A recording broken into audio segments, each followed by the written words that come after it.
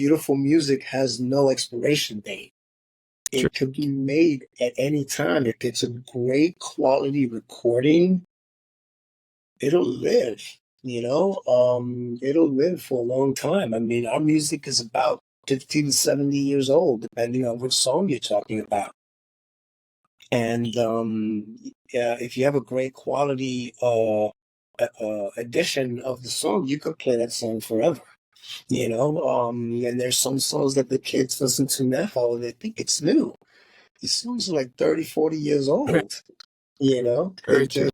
just, so either, I like to say, I like to play music that some folks forgot they knew.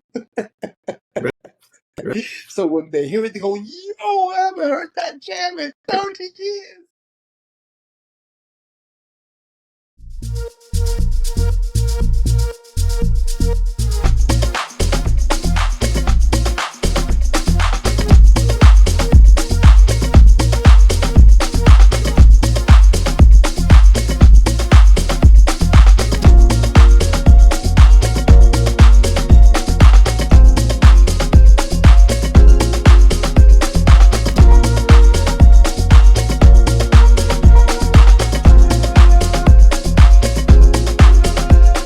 Hey everyone out there. This is Mike Bello in the AM123 studios with another episode of Let's Talk Hustle. And with me today is my broski, DJ and dancer, Oscar Acevedo. Oscar, broski, what's up, bro? How are you? Thank you for having me. Yes, there are a lot of people on the scene here in New York, and we had to get you on here, especially because of my own personal journey, returning to Latin hustle. And you may or may not realize this, but you basically were at my return. In April of 2021, Yolanda and I went to the Loft, Loft 172, right, in Brooklyn. And there you were DJing for Sarah and Gil, right? When they had the club there. I guess that was their first iteration. Mhm. And what, if anything, has changed regarding your DJ hustle journey since then? I believe I evolved musically, number one, trying to be more concept oriented as opposed to just selecting songs based on popularity, or I'm just trying to set a mood now as opposed to just playing popular songs, which, was more where I was before. I like this song is gonna go great with this song, and I think I probably like it. I'm trying to do it from the opening track to the end, just to try to get a consistent journey as opposed to just, which is nothing wrong with, playing great songs. That's the concept. But I'm just trying as an artist to try to set a mood when I play. And sometimes I do that by selecting keys. So I don't start in the same key. The first song that I select pretty much dictates where I'm gonna go, which is always fun. Sometimes I play Russian roulette. I say, okay, let me start with this. I don't know what's gonna happen. And keep on this cross. Yeah, tends to work out okay. Sometimes you get a couple of bumps, but for the most part, I believe that's what has kind of changed in my journey. Just the concept and the musicality of my presentation. Well, you mentioned Russian roulette, right? I know as a DJ myself back in a couple of decades ago when I was DJing music, and I had my favorite mixes and things like that. And I got inspired by the dancers, right? And sometimes something happens either on the dance floor or something musically or rhythmically happens, and then I go, oh, wait a minute, maybe this will work, right? And you go in there. Is that what you mean by Russian roulette?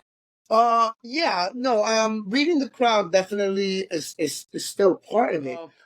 Yeah, just at the moment, something that happens at the moment, and you go, something inspires you, and you go, okay, it hits the track, and then you select that track and play it at the spur because you're inspired at that moment.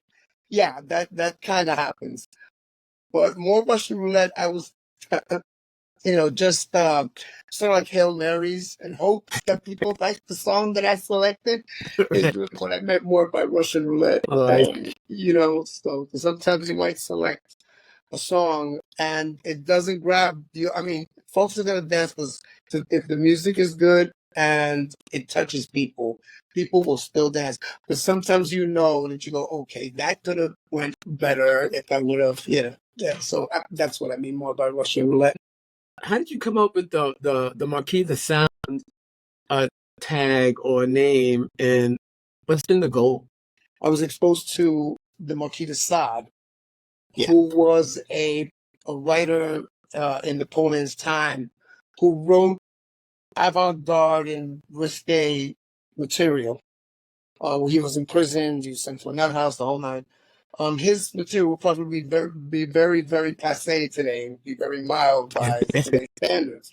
But back then, with the Victorian age and everything, people were aghast at his writing. And I always thought that I would take a risk with music. Again, the Russian roulette concept. Take a risk. It doesn't matter. Let me just drop this. And so I said, Marquis de Sade, I said, wow, what if I just change the last name to Sound? Marquis de Sound. It also gives me a sense of pride in what my craft is. A marquis in the monarchy is a very high position. I have respect for music. I have respect for the presentation of music. I'm not a musician. Those people work hard to make that record. It is my responsibility to present that record properly with respect. So give it the royal treatment, So I tell That's where I was. Yeah, I was so leaning towards that. they kind of A little bit of royalty. So yeah. Yeah. So that's kind of what that comes from. Just having fun with it. But then it inspired my logo, which is the record album, The Crown, the olive leaves, and the two ferocious dragons, which is the two turntables kicking it. You know what I'm saying? So yeah, it's having fun with things that you love to do. I do that with hustle. I do that with my music. Same thing with my event. Anytime I have an event, it's about love. It's about having fun. I don't care if I play for somebody or if I do a collabo with somebody or if I do it for myself. It's about the music. It's about the love. It doesn't matter about me. I'm there as a vehicle to spread a vibe, to set down a sound, so that people can enjoy. I like people smiling. It fills my heart. This is where I can contribute. Speaking of events, give us a brief history of Sunset Hustle, its mission, and your involvement in this movement. Sunset Hustle is very, very special, very near and dear to my heart. Tell us more what it is too. What is Sunset Hustle? Sunset Hustle is a outdoor event. It's a free outdoor event located in Pier 84 in Manhattan on Sundays in the late afternoon, early evening. Its mission is to provide a place for our community to gather, let their hair down, enjoy each other's company, have a picnic, meet with friends, exchange, talk about what happened during the week, get ready for the week to come. No drama, safe space, just mad love. It was conceived by an inspiration in the community. Lawrence Rush, may he rest in peace, as a gathering. That gathering then turned into a happening, which then turned into an event, which then turned into a tradition, which is now a legacy. It's my responsibility to continue Lawrence Rush's legacy with the utmost respect, because he always thanked his higher power for giving him the opportunity to do hustle with his community under God's canopy. I joined after his passing. He had started with a DJ by the name of Raphael. He had asked me to play, but Raphael was consistent. I never seen Raphael out, play great music, and they had a great concept. At his passing, he was able to get someone to carry his legacy, but certain complications arose with that particular stage. in Sunset Hustle, and just things worked out that we were able to correct the bumps that happened along the way and correcting the direction. And I believe that we are probably way more in tune with the founders' concept than when we had previously been working with other entities. I believe that we provide a place where people can have a lot of fun outdoors under the sun. When did you first start DJing? And you said this is after Lawrence's passing? Yeah, I believe the first one was at his memorial. I believe that was 2019. Okay. So this pre-COVID. Yeah, was it? No, I think it was just after COVID. So it could have been 2020. It could have been 2020. I have to check, but it was an all-white party. Okay. And that was the memorial. I played there. I believe about 400 people showed up for that. So it was, and they allowed us. It was an outdoor event, so it was during COVID. So it probably was 2020, summer of 2020. Wow. I think after that, we were the only event, because we were outdoors, that we were able to hold an event a little more consistently than other folks because of the restrictions. It was a state park, had a little more lenient guidelines. So Right. fortunately for us, we were able to maintain a consistent presentation, Sunset Hustle, for the last few years. And through the ups and downs, we were able to come through. And today, I'm proud to say that we have a decent event. People have fairly high regard for the event. Safe place, like I said, beautiful place to meet people and dance. Lessons provided by top-notch people. You mean like Latin Hustle? Yes, we provide free introductory lessons for anyone that shows up a half hour before the social. We have Veronica Castilla, who's an absolute angel, and provide instruction. And we right away we starting off with a bang right there. So you can't go wrong. This is seasonal too, right? I'm sorry. It's seasonal, so it's only like late spring, something like that, early fall. Sometime. Yeah, our season starts Memorial Day weekend and ends Labor Day weekend. I see. So just to try to get the summer going and try to get us in there before autumn comes in. So, and your attendance is not small, at least on the global level, right? We attract folks from near and far. Seen folks as far away as Japan, Korea, Europe comes over. There's always one day when the nationals are around and folks are here. They stop by, show us love, and it's one of the most exciting days that we have. The opening, the finale, and I guess International Day. I don't know what to call it. Right. So we get the love, and most DJs, you feed off that love, man. The more folks that I have in front of me, Right. the more I'm inspired to get that vibe, try to lay down that vibe, What I like about it too is its intergenerational, attendance. There are a lot of newbies, a lot of young folks, and also a lot of new people to the dance who, regardless of age. And with this recent resurgence, the last of many that have happened in the last 50 plus years, that a lot of people are starting to get the word, the Latin hustle is happening, and they want to be down because it's such a cool dance. Yeah, we do attract folks from different age groups. Also, I think because of our unique placement, we're located between the Circle Line and the Intrepid Space Museum. We get some crossover traffic and curious people who've never even maybe have heard of the dance. They come through. Sometimes they take a lesson.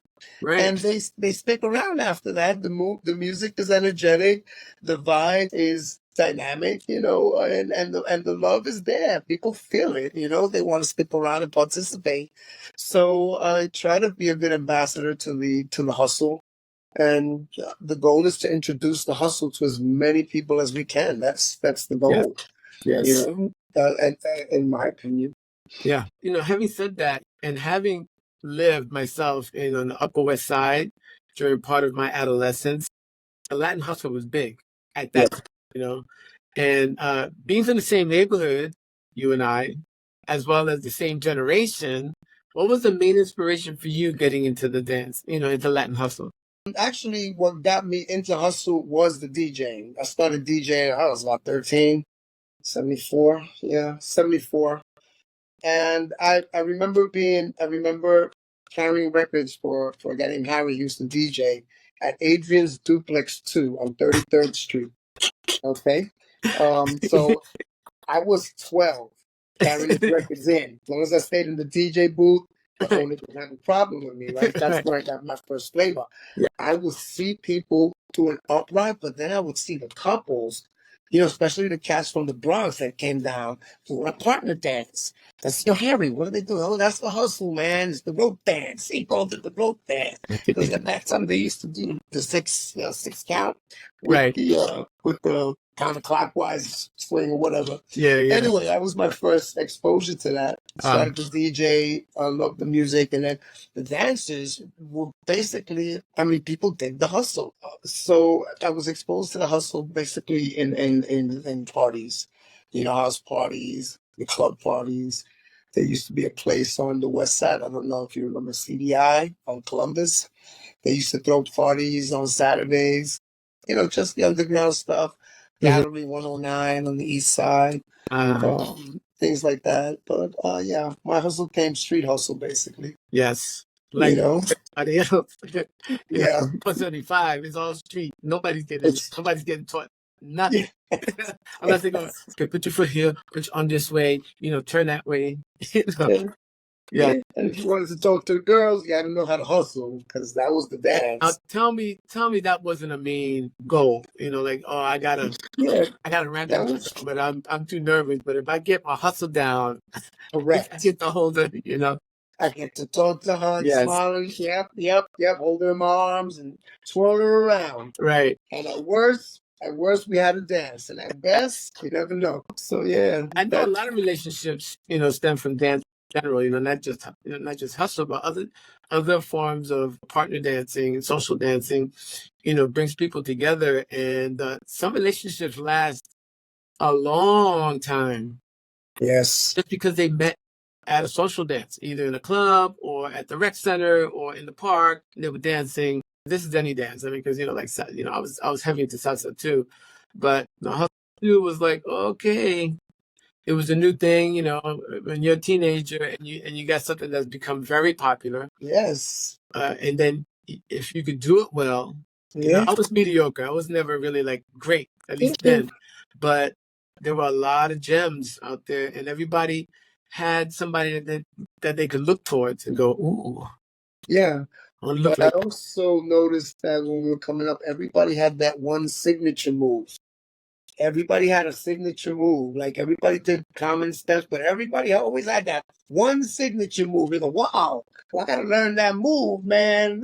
My man did that move. He did counterclockwise, or he doubled, he spun twice, or he let it go and he caught her again, So yeah, when the hustle was developing too, it was very exciting to see the changes.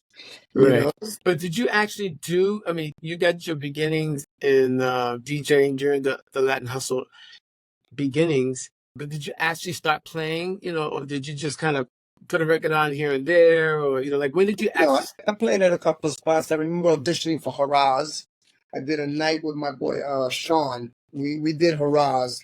I think we were too young. They didn't hire us because we weren't even 18. We were like 16. Yes, we went in there with records. And I think CJ Company came out, right? Yeah. And we threw that, we just kept, so we bought every record. And we played. They weren't going to pay us, so we, it was like, it's all right. We were teenagers. I remember that. I played at a couple of spots. I played at SOBs. I did world music at SOBs. And then after, I think on Friday nights, it was world music. And then after 1 o'clock, he let me play contemporary stuff, So I remember playing there. I played at the Pyramid Club. Played the SOBs, the Pyramid Club, a couple of spots, a couple of Latin places too, but they were basically underground Latin. A place called VIP Lounge. I played at the Highlights. I auditioned at the Highlight Ballroom. Yeah, no, but I played on the east side when they had the one on 79th and 2nd. Oh, okay. Latin Voodoo Lounge. So Yeah. When Voodoo Lounge used to close, the owner used to close the curtain because I was still on. I started at 10, but I kept it going. I was supposed to finish at 1, but you know me, I love to play, so I kept playing. And the cats from the Voodoo Lounge would come up there because it was free to come in. Right, right. So I would inherit that club. I had the place banging. That was in 2007. Right. And yeah, a couple of the, couple of spots, on and off. The thing I'm interested in too, and I think that the audience would like to know as well, is your inroad into this solid hustle DJing ideology. The whole, because it's not only creating masterful blends and things like that, but also doing music for hustlers, right? Latin hustle has a particular feel to it, right? And I'm guessing, I mean, we've talked a lot, but I've never really delved into your history, and we know a lot of the same people. But I'm guessing that you have a mentor that might have steered you in a direction that solidified your presence as far as a DJ for Latin hustle dancers. Well, yeah, my mentor is Nelson Paradise Roman. I met Nelson through Bobby Morales. Okay. Yeah, I knew Bobby before I knew Nelson. And I knew Bobby through Sean. So we went to see Bobby at South Free Seaport, and he was DJing with Nelson. What year was this? Oh gosh, 55. Now it's got to be about 35 years ago. Oh gosh, 89. 90s, 90s, yeah, 90s. I can't put a finger on it, but I remember the day we went down there, and Bobby just finished his set, and Nelson got on, and it was CDs, so it had to be after the 2000s. So was it? Yeah, it was after the 2000s. So he was playing CDs, and I heard him the first time, and I went, "Oh," because I used to do a lot of drop cuts, like. Right,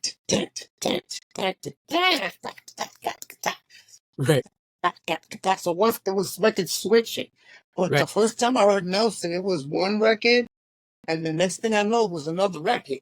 And I said, "Wait a minute, what happened?" It was one record, and now it's another record, but I didn't hear that So it he was was right like in the it's mix. He yeah, was right in the mix. You didn't know it. it dawned on you that the record Right. changed. Like, It oh, we're not crept listening to the same up. song anymore, right? Yeah, but you didn't realize that in like 30 seconds. Right. The song is on for 30 seconds. Oh my, where did the other song go? And I'm like, yo, I gotta do that. I gotta do that. That is fly. That was like seamless. And that was the first time I got the NPR effect. When I heard him, blending his music. So, and I mean, it is funny. I didn't really change my music then because I have my own thing.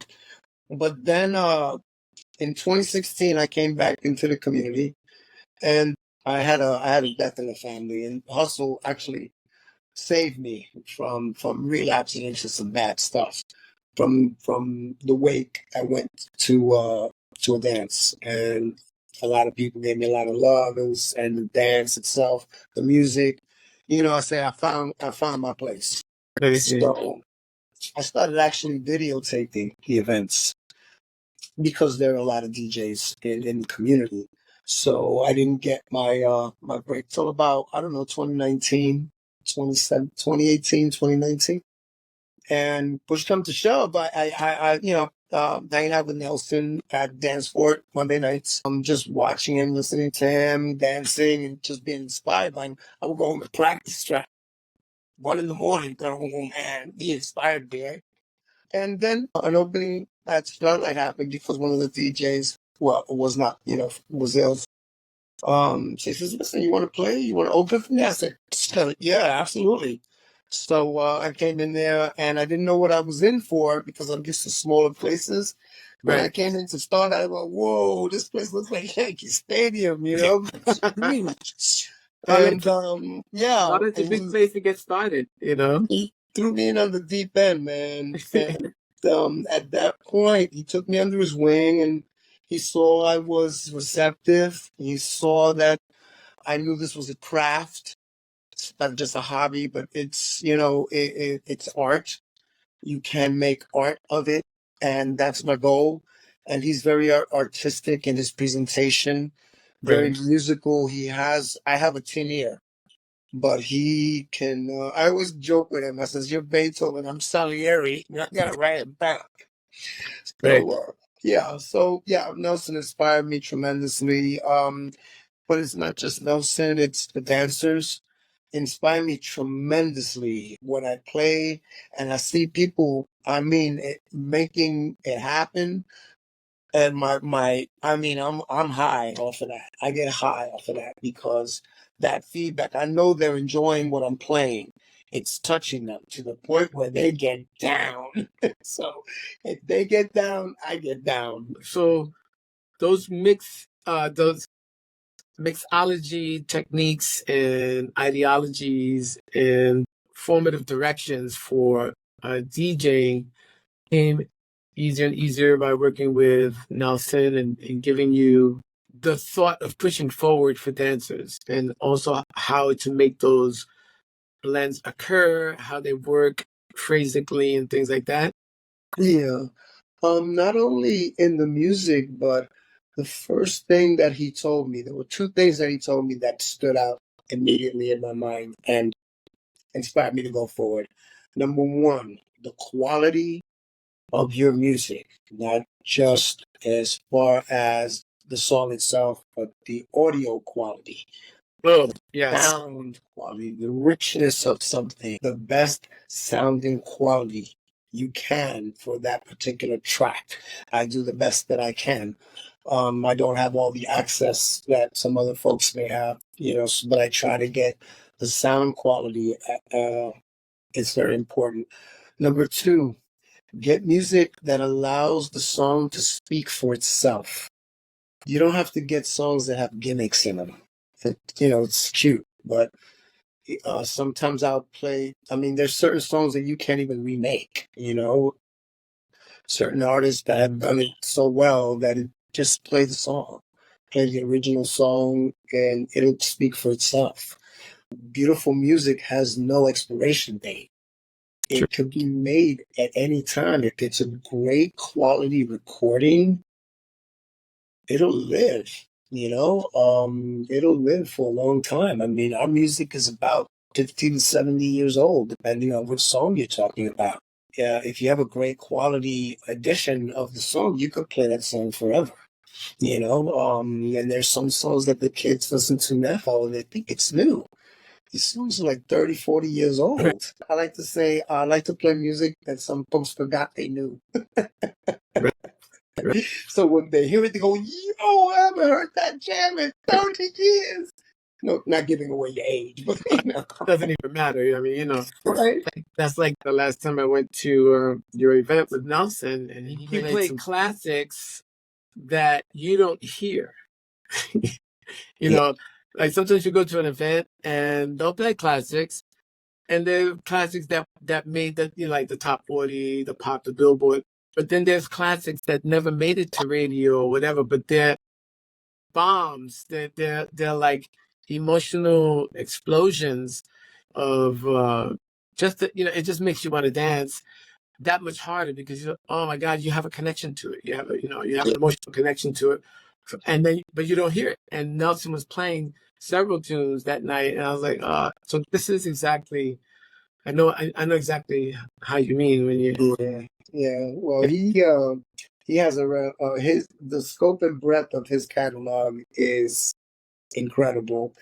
I always tell Nelson, he's the king of the B-side. He got all the B-side tracks, man. Stuff that people go, whoa, who's that? Oh, that's so-and-so. What? I didn't know they did that. Yeah. So yeah, that sort of stuff makes you, again, it inspires you. So I dig deep. I do a lot of research, and I'll find a song that I haven't heard in a while, and I'll add it to my catalog because my catalog I'm still adding to my catalog. Yeah. Which is also something. There's new music out that not the reworks, but actual new music. I mean, you're part of that movement as well. You produce new music for Hustle. Yeah. I play your stuff. You know Okay. that. You know, you like the way I bring your stuff in. I know you like the way I bring your stuff in. Yeah, I appreciate you. Yeah, bro, I have respect for what you do, man. So I'm gonna Thank make you. sure I'm gonna bring that stuff. I'm gonna bring it in. They'll notice it 30 seconds after it's on, brother. Trust me. But listen, you mentioned too that it's funny too that you're covering some of the topics and some of the questions that I had already written down, and one of them was talking about Nelson and the three things you always do as a DJ because of what you learned from him. You mentioned two. What is there another thing that you learned from him that that sticks with you as a DJ for hustlers? Yes, absolutely. Again, the first one is music quality, audio quality. The second one is let the record speak for itself. And the third one is, man, respect your audience, man. If there's one person, I don't care if two people show up to the party, puppy. Two people show up to the party, they're gonna tell people, yo, you missed it, man, because I said killed it. Killed it. It was just me and so killed it. I didn't sit down one time. I learned that from him.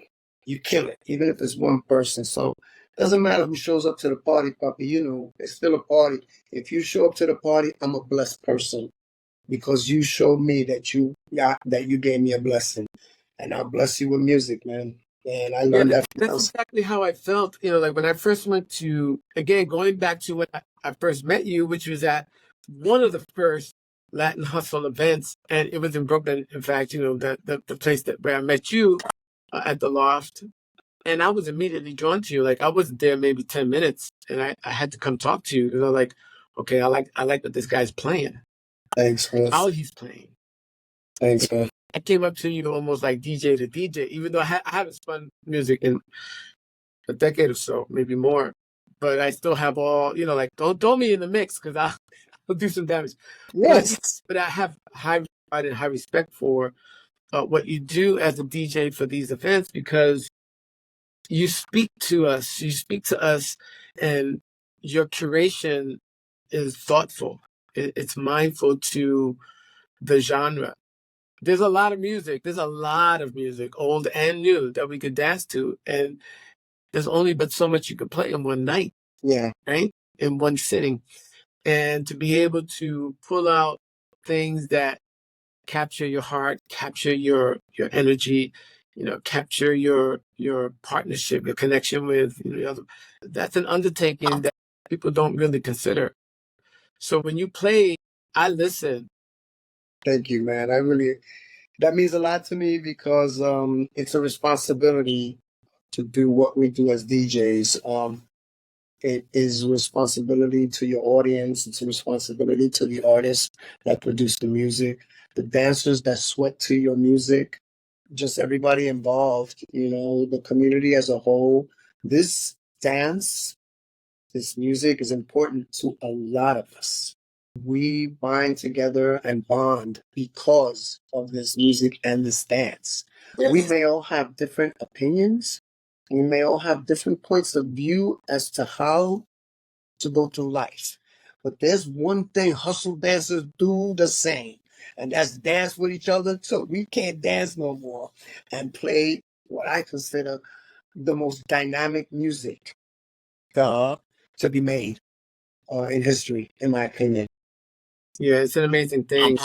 And for me, it was not a departure, but a different road, going from mambo, because of course I had hustle early on, and then I shifted into mambo, and I did that for a couple of decades, and then shifted back into hustle, and seeing what I missed in not being around New York during those years, because I was in the Air Force and all that. Mm-hmm. But also the dance itself, like I'd gotten stale and couldn't remember stuff.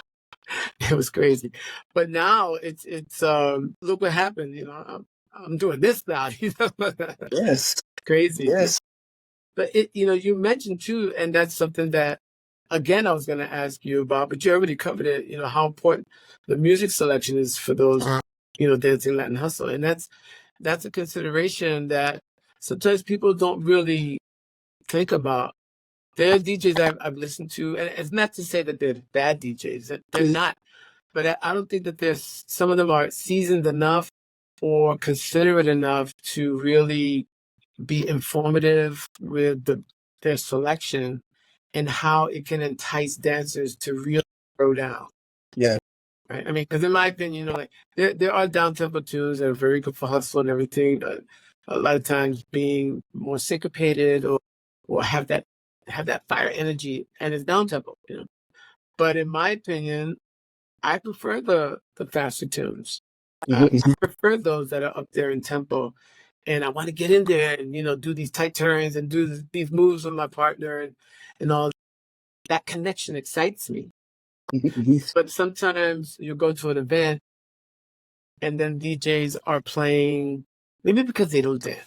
And I find that, like I don't see the DJs dancing or even know how to dance at hustle. But they don't have that connection to music through dance. So maybe they don't realize it, But they're playing the popular music. Again, their technique is pretty good, the mixology. And I mean, these days it's a whole lot easier to be able to mix because of technology. Yes.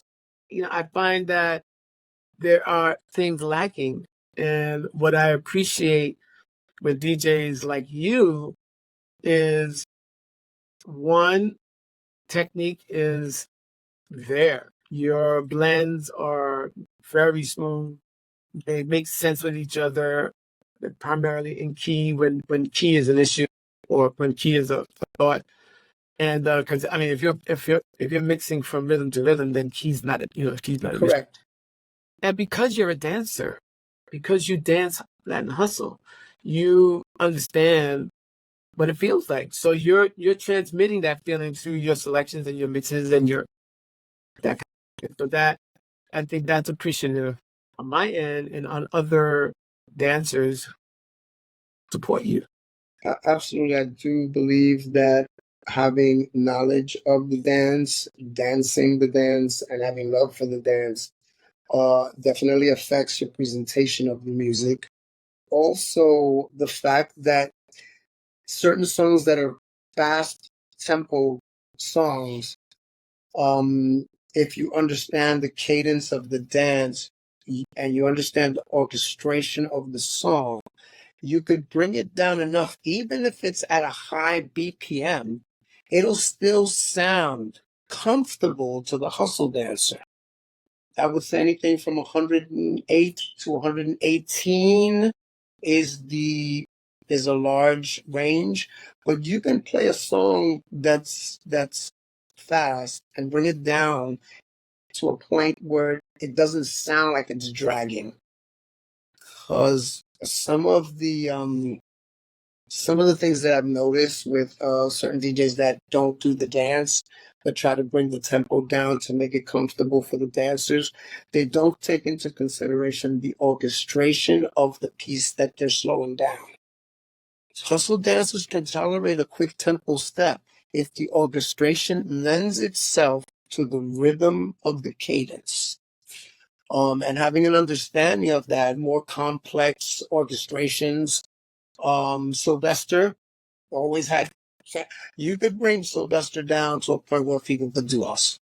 But you have to understand the orchestration of it so that it doesn't sound like you're dragging the song and that people notice, wow, that's kind of playing a little slow. Yeah, because people do notice. It's sort of like whiplash. If something happens quick, you make a quick reaction. You notice it. If you don't notice something, in other words, if something is comfortable to the ear, you'll adapt with your body. Because hustle dancers, I've seen hustle dancers dance 125 beats a minute, and yeah. So it's not that it's not physically impossible, but if you understand the orchestration of the song that you're playing, you can bring it down to a more comfortable tempo so that you don't affect the integrity of the song. Right. But you also make it comfortable for your hustle dancers. So yes, I believe that. I'm sorry. But not all DJs have that consideration. Like like I feel sometimes that some DJs, they'll bring it down just to bring a popular song or a nice song into whatever they want to. Let's say something that resides at 120 and they're going to bring it down to 115 because I want to bring the song in now.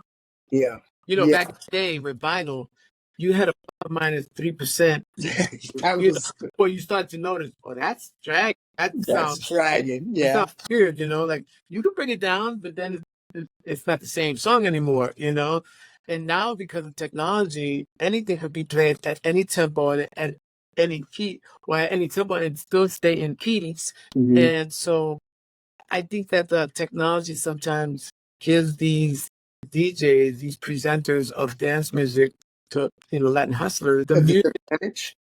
Yeah, it just doesn't. I mean, a song is a song for its tempo as well as its keys. Yeah, right. It's just like, I mean, this is kind of a little way off, but it's like the song, like the song "Happy Birthdays," right? Oh my God! I mean, this is a little off track here, but when people sing "Happy Birthday," it's like they're singing it like it's a dirge. Happy birthday! Like it's supposed to be happy. Happy Right, birthday right, to you. right, Happy birthday, right? right. And so some music lends itself to its, as you say, cadence and tempo, Yes. besides the energy that's created. Like imagine, a classical tune that was played with all the instrumentation, you know, all the instruments that were done for that particular classical piece, and it's done 15 beats per minute faster or slower. It's just not gonna feel right. Not the same song. Not the same song anymore, So it's not every DJ does what you do by making those considerations. I'm gonna go out on a limb here for a little bit, and just we're getting close to the end. Tell us something you're comfortable sharing, with the group that most people don't know about you. Oh, jeez. Well, I was a graffiti artist when I was young, and I had my first art exhibit when I was 14. Wow. I did. I Well, I also designed clothing with graffiti on it, and I was part of that show at the Ritz, the graffiti show in 1988. And Patricia Fields wanted me to do bathing suits for her because I used to do bathing suits with graffiti Wow. because everybody else was doing jeans and sweatsuits. I did two pieces, Nice. and sent one pieces by hand. Patricia Fields saw the show and she consigned me, but what happened was the person that I was working with, I gave them money to buy blank bathing suits. Right. They never came back with the bathing suits. So yeah, that's just so a twist there. But yeah, so I wanted to be an artist. To paint. I wanted to paint. And I believe I'll start painting again when I'm a little further on, God willing. I think that'll be the last art form that I'll do. Right now, I'm still in shape it up to do music because music, I mean, you got to bring equipment if you want to play. And that stuff can get heavy. But a whole lot less equipment nowadays than. Thank goodness. Thank goodness. Bringing crates of music and coffins with turntable mixer. Yeah, I bring Sunset Hustle on one wagon. Right. Yes, I bring it on one wagon, and I'm going to be honest with you, I look forward to it every Sunday. Nice. I got everything packed on Saturday. I feel like those folks that I guess do those outdoor fairs that they bring the tents and they have their goods. Right. That's what I feel like. I'm going to a site. I'm going to pitch my tent. I'm going to play my music, and folks will show up and have a good time under the sun. And, just enjoy nature and the sounds of the hustle. Wow. And watch the sights and watch my beautiful people twirling. And we say, work, baby. You're a good spot too, because you actually see you're in a good spot because you actually see the sunset. Yeah. You actually see it. So when it comes down, it's like, it must be like an emotional thing, Yeah. It again, it's very inspirational. You're in nature. Lawrence had the right idea, man. He said it. We celebrate the love of our higher power under God's canopy. Nice. That's Open sky. beautiful. Yeah, and that I think I'm blessed, and I hope that Lawrence is proud, and I hope that he's, enjoying what it's becoming, what it has become, what it is going to continue to be, because if I do things right and I hand over the torch, it'll continue in the same spirit, because it's about the spirit of the event. Right. No drama. It's a place for people to come and be friends, brothers and sisters in hustle. Right.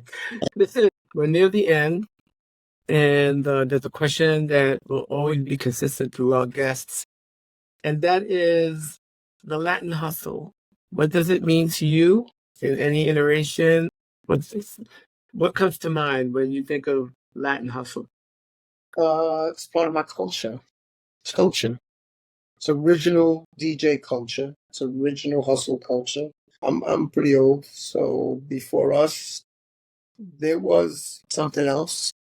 After us there was hustle, and as long as I have air in my lungs, I will be an ambassador to the music and the dance. If I can help anybody start a dance, I'll help anybody start a dance. Because it's about spreading the dances. Not one dance a day. There should be 5 or 10 dances a day in every single borough, in every single county, in every single state, in every single country. There should be 5 or 6 hustle dances a day. You missed one thing. Every planet. Yes. In the universe, yes, there should be the more events we have, the more teachers teaching, the more classes being given, the more events on the same day, the more events all week long, day, afternoon, evening, overnight. There are many people that could go to many events, but if people know the events are there, people will build it. They will come. If they're not there now, they will come. You like Latin hustle. I love it, man. It runs through my veins, bro. Listen, before we go, any last thoughts or anything like that to share with those who are watching? I love you all very much. Again, hustle and the hustle community saved my life, my mentality, my spirituality. I love you all very much. I do this because I love my people. I love my community. I love my friends. I love my brothers and sisters from other misters and missuses. And, that's just me in a nutshell, bro. We're here for a limited amount of time. And the only thing that we can give and take with us is love. Everything else is just a benefit after that. All we need is love. All we need is love, bro. Yes. That's real. Well, with that said, we're going to wrap this up for this episode of Let's Talk Hustle. And I'm so glad to have you here, broski. Oscar Acevedo from Manhattan mostly. And whenever you're in town, if you're here during the season, look out for his name for Sunset Hustle and other events that he's tied with. So, that being said, adios, everybody. Thank you. Good night.